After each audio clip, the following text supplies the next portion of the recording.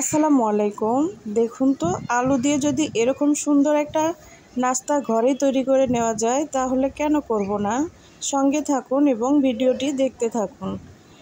এই যে দেখুন, আমি এখানে আলু নিয়েছি, দেশি আলু। আলুগুলো আমি ভালোভাবে ধুয়ে পরিষ্কার করে নিব। আপনারা পরিমাণ বুঝে আলুর পরিমাণ বেশি দিতে পারেন, যেরকম বানাবেন আলুর পরিমাণটা সেরকম দিবেন। আলুগুলো সেদ্ধ করে নিয়ে উপরের খোসাগুলো উঠিয়ে নিয়েছি, নিয়ে আমি ঠান্ডা করে নিব। নেওয়ার পরে এখন আলুগুলো হাত দিয়ে ভালোভাবে ম্যাশ করে নিব।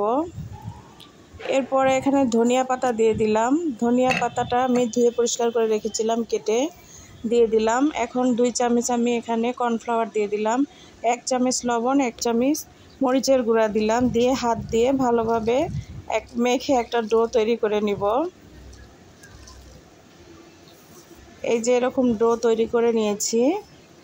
এখন আমি এটা রুটি বেলা পিঁড়ার মধ্যে এভাবে ছড়িয়ে নিয়েছি। নেওয়ার পরে বোতলের মুখা দিয়ে আমি শেপ দিয়ে নিব। এই কাজটা কিন্তু আপনারা কুকি কাটার দিয়েও করে নিতে পারেন, আবার হাত দিয়েও করে নিতে পারেন।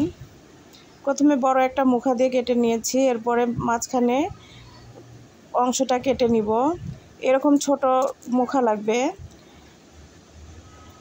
এই যে দেখুন, এভাবে তৈরি করে নিতে পারেন। এছাড়াও হাত দিয়ে গোল করে চ্যাপ্টা করে মাঝখানে ফুটো করে দিতে পারেন। আমি অনেকটা হাত দিয়েও করে নিয়েছি। এই যে এখন ভাজতে চলে আসলাম। কড়াইয়ে তেল দিয়েছিলাম, গরম করে নিয়েছি। একদম পুরা গরম করে নিতে হবে। তেলটা দিয়ে একটা একটা করে ছেড়ে দিতে হবে। 2 পাশে একটু সময় নিয়ে ভেজে নিতে হবে।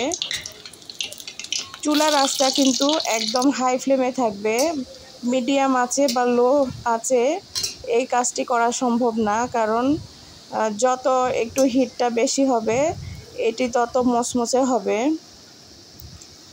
আমার ভাজা কমপ্লিট হয়ে গিয়েছে। এই যে আমি উঠিয়ে নিব, আপনাদের সার্ভ করে দেখাবো। বিকেলে চায়ের সঙ্গে এরকম একটি নাস্তা যদি থাকে তাহলে কিন্তু খুব ভালো লাগে।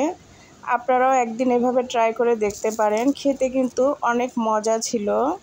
এই যে দেখুন। ধন্যবাদ সবাইকে।